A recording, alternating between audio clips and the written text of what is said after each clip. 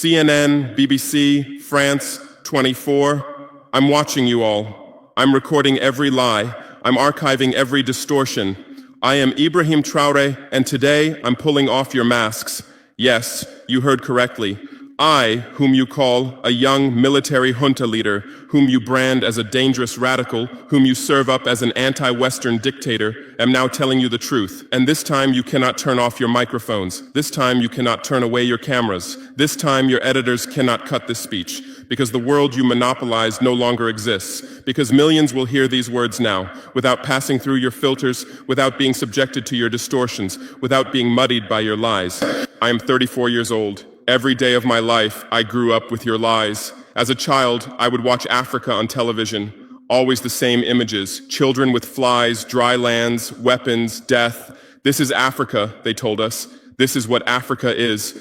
And we believed it. We were ashamed of ourselves. We were ashamed of our own lands, of our own people. But then I grew up. I read, I researched, I questioned, and I understood that the Africa you showed us wasn't real. The story you told us was a lie. The fate you imposed on us was a script you had written. For years, how have you portrayed Africa? How have you shown it? How have you sold it to your viewers? As if we were creatures who had no share of humanity, as if we were savages left outside of civilization, as if we were wretches waiting for you to save us. Every day, every hour, every minute, the same story plays on your screens. Hunger, war, disease, corruption, terror, chaos. These are the words that come to mind when Africa is mentioned. In your Africa dictionary, there are no other words. No hope, no success, no development, no resistance, no honor, no pride, no victory. So I ask you, New York Times, Washington Post, Guardian, Le Monde, have you ever made Africa's successes your headlines? How many times have you written about Rwanda's technology miracle? How many times have you shown Ethiopia's reforestation project? How many times have you praised Botswana's democratic success? How many times have you described Kenya's entrepreneurial ecosystem? No, because these don't fit your scenario. Your Africa cannot be successful. It cannot, because then how will you legitimize your exploitation? If it's not in need of help, how will you intervene? If it's not backward, how will you look down on it? Have you ever asked yourselves, has any editor sitting at their desk, any news director in a meeting, any columnist at their keyboard ever thought, why are the people of the world's richest lands poor? Here are the numbers for you, real numbers. Africa owns 70% of the world's cobalt reserves. Your cell phone, your computer, your electric car won't work without cobalt. This cobalt comes from Congo, but Congolese can't afford cell phones. Africa owns 90% of the world's platinum reserves. Catalytic converters, electronic devices, medical implants, they all need platinum. This platinum comes from South Africa, but South Africans are crushed by unemployment. Africa provides 30% of the world's gold production. Mali, Burkina Faso, Ghana, Tanzania. Gold flows like rivers from our lands. But our people swim in poverty. Africa supplies 65% of the world's diamond production. Botswana, Angola, Congo, Sierra Leone, billions of dollars worth of diamonds are extracted, but our miners live on $1 a day. Africa owns 35% of the world's uranium reserves. Niger, Namibia, South Africa. Nuclear plants run on our uranium. Paris lights burn with our uranium. But our villages have no electricity. And you still ask, why is Africa poor? No, the right question is, how was Africa kept poor while being so rich? Here's your answer. Colonialism didn't end. It changed shape. You used to come and occupy our lands. Now you come and establish companies. You used to take by force. Now you make agreements. You used to rule with the whip. Now you rule with credit. Let me give you concrete examples. With numbers, names, dates, but you'll never write about these. Glencore, Swiss-based mining giant, extracting cobalt in Congo. 2022 revenue, $256 billion. Tax paid to Congo, $500 million. That's 0.2%. Is this justice? Rio Tinto, British-Australian mining giant, extracting bauxite in Guinea, 20 million tons annually. What's left for Guinea? Environmental pollution and cancer. Total, now Total Energies, French oil giant, extracting oil in Angola, Nigeria, Congo. 2022, profit, $36 billion investment in Africa, dirty pipelines, Anglo-American, founded in South Africa but now in London. Diamonds, platinum, iron, taking everything. What it left in South Africa, 6 million unemployed miners. And these are just the tip of the iceberg. What about the invisible, the secret deals, the offshore accounts, the transfer pricing tricks? Every year, $88 billion in illegal money flows out of Africa. Who writes about this? Every year, $45 billion in aid comes to Africa. Everyone writes about this, but no one says Africa is not the continent receiving aid, it's the continent giving aid. While you zoom your cameras on swollen bellies, there is a huge system working silently in the background. Every day, tons of gold, diamonds, cobalt, uranium, oil leave our land. But how? Here is the system. Step 1, create corruption, bribe our leaders, open offshore accounts, promise them a life of luxury, send their children to your schools. Step 2, make deals, get 50-year, 99-year concessions, ask for tax exemptions, be exempt from environmental rules, ignore labor rights. Step 3, control the infrastructure. Take over ports, airports, railways, but only from the mine to the harbor. Don't build roads to the villages. Don't bring electricity to schools. Step 4, provide security. Set up private security companies. Arm them. Declare protesting. Step 5, silence the media. Buy local journalists. Suppress opposing voices. Serve internal unrest news to international media. And this is how the system works. It's been working like this for 100 years, and you don't see this system. You don't want to see it, because you're part of this system too. Who are the biggest advertisers of New York Times, CNN, BBC, oil companies, mining companies, arms companies, pharmaceutical cartels, the companies that exploit Africa? You live on their money, you defend their interests, and what I'm about to tell you might cost me my life, but it's no longer time to be silent. France's system in Africa is the CFA franc. 14 African countries still use French colonial currency. 50% of these countries' central bank reserves sit in the French treasury. France applies negative interest to this money, so we pay France to use our own money. Through this system, France transfers $500 billion worth of resources from Africa every year. Does anyone write about this? No. But when France gives Africa 10 billion euros in aid, it makes headlines. Britain's system is more sophisticated. London is the world's money laundering center. City of London, offshore paradise. Every penny stolen from Africa passes through London. Jersey, Guernsey, Cayman Islands, Virgin Islands, all under British control. Africa's wealth hides there. America's system is AFRICOM. Africa Command, 46 military bases on the continent. Official purpose, security. Real purpose, resource control. Drones in our airspace every day, listening devices everywhere.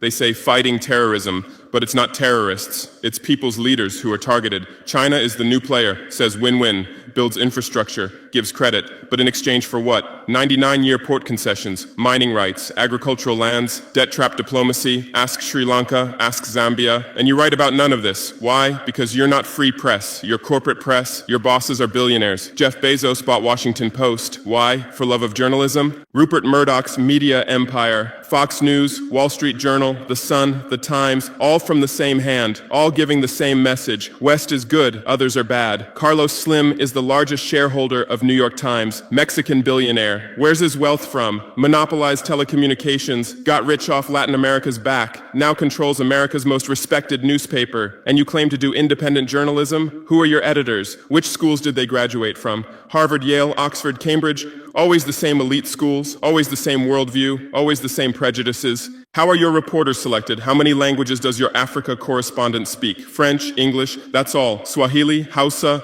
Yoruba, Amharic, they don't know. They can't talk to the people. Your sources are always the same. Western diplomats, NGOs, experts, and then you come and lecture us. They killed Patrice Lumumba, January 12, 1961. CIA agent Larry Devlin confessed. Belgian mercenaries executed. They dissolved his body in acid, took his teeth as souvenirs. In 2022, that tooth was returned from Belgium to his family after 61 years. And what did you say then? Chaos in Congo. You didn't ask about the killers. You didn't investigate CIA documents. You didn't write about Belgium's crime. They killed Thomas Sankara, October 15th, 1987. My hero, Africa's hope. Vaccinated 2.5 million children against measles and meningitis, planted 10 million trees, raised literacy rate from 13% to 73%, gave equal rights to women, banned FGM, ended corruption, sold Mercedes cars, used Renault 5, rejected IMF and World Bank.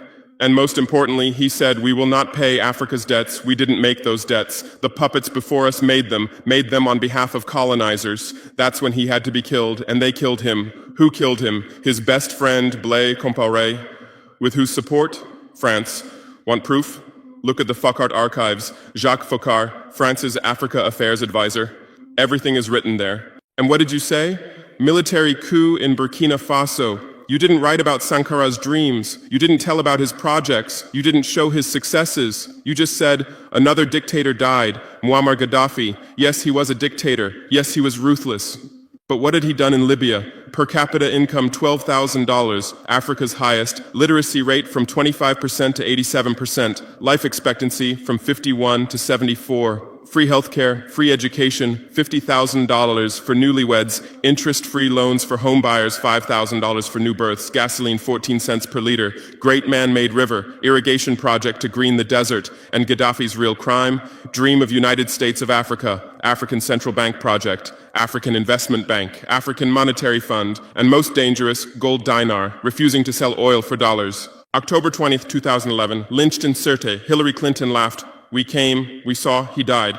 Now look at Libya. 3 different governments, endless civil war, ISIS, Al-Qaeda running wild slave markets exist. Even CNN showed in 2017, oil being looted, weapons depots emptied, spread across Sahel. Do you call this democracy? Do you call this freedom? Do you call this success? And whose turn is it now? The Sahel, Mali, Niger, Burkina Faso. You want to make us Libya too. You want to make us Syria. You want to make us Iraq. But not this time, because we've awakened, because we've learned, because we've united. Operation Barkhane, France's Sahel Adventure, 2013-2022. Official purpose, fighting terrorism. Real purpose, resource control, 5 through 100 French soldiers. €1 billion annual budget. What's the result? 2013, 500 terrorists in Mali. 2022, 5,000 plus terrorists in Sahel. 10-fold increase. What kind of success is this? But what were French soldiers doing? Protecting Niger's uranium mines for Areva, Orano, securing oil pipelines for total controlling ports and railways for Bolloré, and fighting terrorism? No, the opposite. Terrorists couldn't come within 50 kilometers of French soldiers, but they could easily burn our villages. Why? Because chaos served their purposes. If there's chaos, they could stay for security reasons. MINUSMA, UN peacekeeping force. In Mali, 15,000 soldiers, 1.2 billion annual budget. 10 years, result, 300 plus. UN soldiers died. Thousands of civilians died. Terror didn't decrease, it increased. And now you say Wagner is dangerous. Russians are taking over Africa.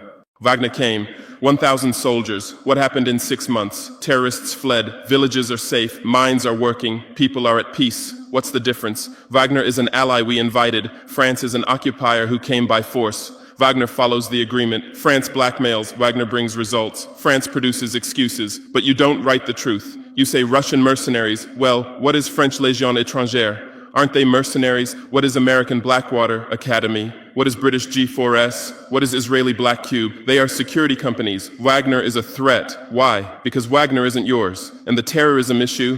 Who created this terror? Who founded Al-Qaeda? 1980s, Afghanistan, CIA, Pakistan ISI, Saudi money, against Soviets. Bin Laden was CIA's man. You called them freedom fighters. Who supported Taliban? Again, you. Heroic mujahideen against Soviet occupation. You gave weapons, gave money, gave training, then you lost control. How was ISIS born? 2003, Iraq invasion. You toppled Saddam. You disbanded the army. You banned Ba'ath Party. You tortured in Abu Ghraib, and those people became ISIS. Then Syria. You said Assad must go. You said moderate rebels. You gave weapons. Those weapons went to ISIS, went to al-Nusra. You destroyed Libya. Who looted Gaddafi's weapon depots? Where did those weapons go? To Mali, to Niger, to Burkina Faso, to Nigeria, to Chad? Who strengthened Boko Haram? In 2009, Nigerian police killed their leader Mohammed Yusuf. Extrajudicial execution. What did you say? Nothing. Where were your human rights organizations? Silent. Then revenge started. Boko Haram radicalized. But where did they find weapons? From Libya that you destroyed. And now you come to lecture us about fighting terrorism. You're helping us clean up the monsters you created? No, we've seen the game now. Terror is your Trojan horse. You come with the excuse of terror, you stay, you exploit. But it's over now. We'll provide our own security, we'll fight with our own methods, and we'll win. Because we are the children of this land. We know this land, we know these people. We can distinguish terrorist from villager. We don't fight from drones, from satellites, from 10,000 kilometers away like you. And we're winning. In Mali, in Niger, in Burkina Faso, terror is ending. Villages are safe. People are hopeful. Because now our own army, our own police are fighting, not for foreigners, but for the people. But you can't digest this. You say democratic backsliding. You say human rights violations. Which democracy? Which human rights? How many people are detained without trial in Guantanamo? What happened in Abu Ghraib? Who did you kill in Bagram? Who did you torture in CIA's black sites? Why is Julian Assange in prison for exposing your war crimes? Why did Chelsea Manning spend years in prison for leaking the truth? Why is Edward Snowden a fugitive for revealing you spy on everyone and you lecture us about human rights? How many civilians died in your drone strikes? You say collateral damage and move on. How many weddings did you strike in Pakistan, Yemen, Somalia? How many schools did you bomb? How many hospitals did you burn? And you teach us the laws of war? Look, I come from war. I know the front. I've seen death. I've carried wounded soldiers. I've consoled mothers of martyrs. And I tell you, a real soldier protects his people. A real soldier doesn't harm civilians. A real soldier fights with honor. Your mercenaries, your drone pilots, your special forces, they're not soldiers. They're killers. They kill people by pressing buttons from 10,000 kilometers away, then go home and play with their children. We don't fight like that. We look our enemy in the face. We protect civilians. We fight with our honor. We die with our honor. And we'll win. Because the righteous win. Because those who fight with their people win. Because those who fight for their land win. Let's return to your media. I know how you work. I have friends who work within the system. There are journalists with conscience, but they stay silent. Why? Because the system silences them. Those who write the truth get fired. Investigative journalists are laid off due to budget cuts. Dissenting columnists are shown the door because reader interest has declined. And what replaces them? Experts from think tanks, NGOs, universities, all saying the same thing, all defending the same thesis. West is good, Africa is bad. So who are these experts? Where do they get their funding?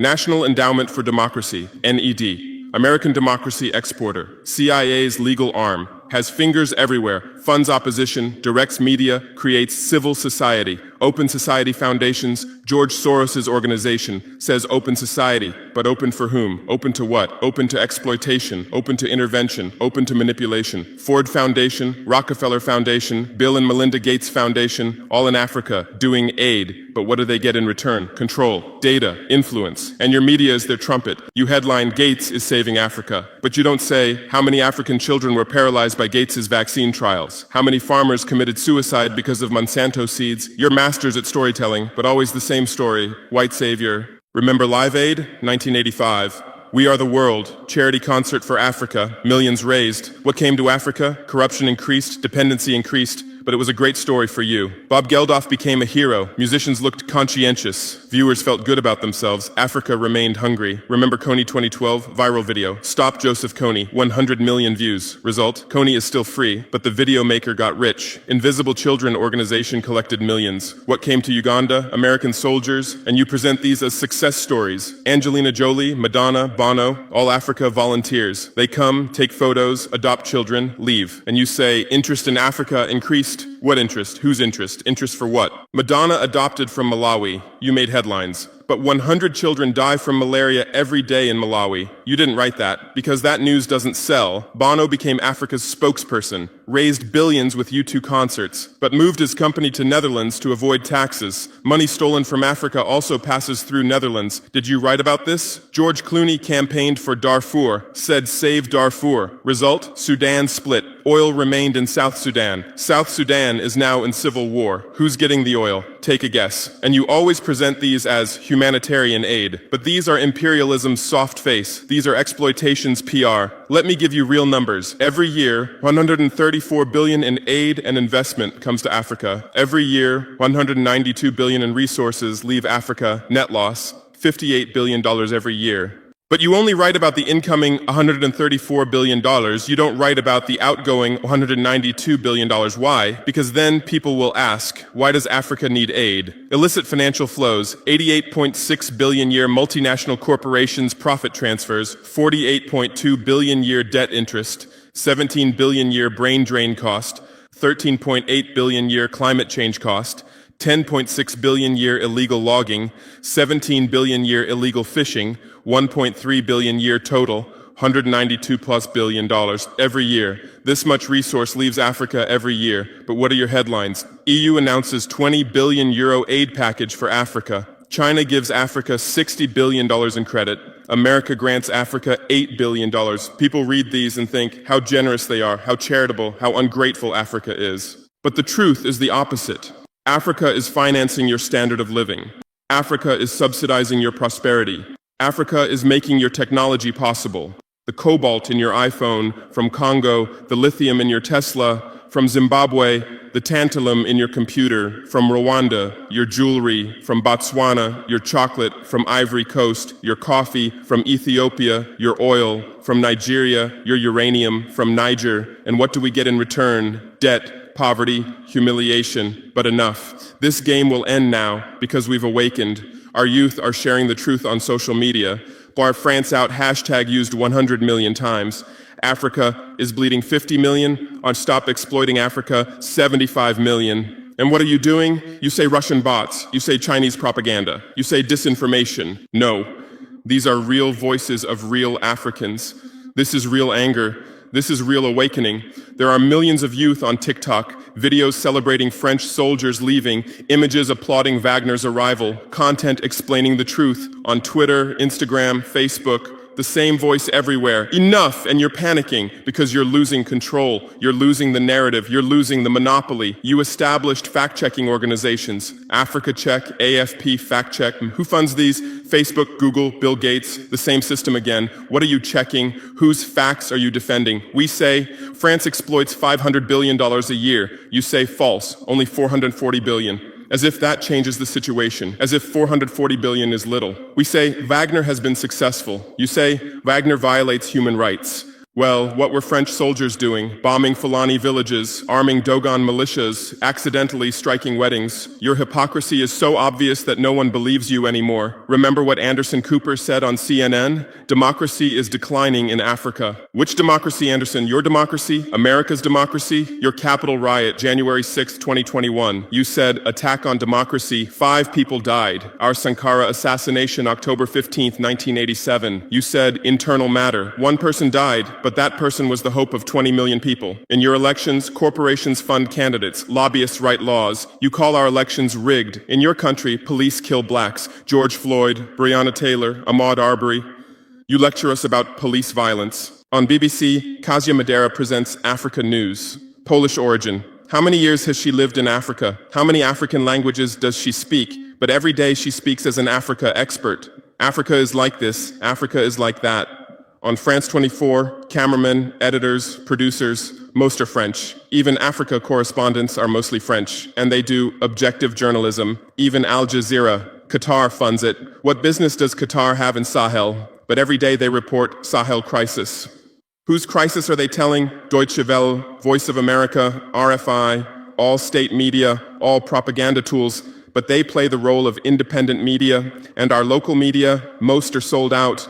Most are cowards, most are dependent. Le Pay's newspaper in Burkina Faso, who's the editor? Where did he get his education? Where does he get his funding? Who are his advertisers? We know the answers, all tied to the same system, all serving the same master. But a new generation is coming. Bloggers, YouTubers, podcasters, they have no masters, they have no fears. James Coco, Natalie Yam, Kemi Seba, they have millions of followers. They tell the truth, they expose the system, and you label them as extremists. You try to shut down their Twitter, you restrict their YouTube, but in vain. Truth cannot be stopped. You close one channel, 10 open. You silence one voice, 1,000 rise. Here's my final message to you. Your lies are ending. Your empire is collapsing. Your monopoly is breaking. And what's replacing it? Truth, justice, freedom. Africa is no longer your story. Africa is writing its own story, filming with its own camera, telling in its own language. And in this story, you're not heroes, not saviors, not benefactors. In this story, you're the guilty ones, colonizers, liars, thieves. But you still have a chance. You can still change. You can still stand on the right side. There are journalists with conscience among you. I know. I recognize them. We talk. I call out to them. Gather your courage. Write the truth. Rebel against the system. You might get fired. You might become unemployed. You might be threatened. But you'll be on the right side of history. You'll look at your children's faces without shame. Your conscience will sleep peacefully. And Africa won't forget you. Africa remembers its friends and its enemies. Be like Edward Snowden, be like Julian Assange, be like Daniel Ellsberg. Stand with the truth, or continue with your lies, continue with your blindness, continue with your complicity, but know that your end is coming. Your viewers are decreasing, your credibility is eroding, your power is depleting. The new generation doesn't believe you, the new generation doesn't listen to you, the new generation rejects you, and that new generation in Africa is 600 million people, 60% under 25 years old, educated, connected, angry. They are my army, they are my weapon, they are my victory, and with them we're building a new world, a world without lies, without exploitation, without humiliation. In this world, Africa will be free, Africa will be strong, Africa will be a leader. And you'll remain just as a bad memory, a shameful footnote, a cautionary example.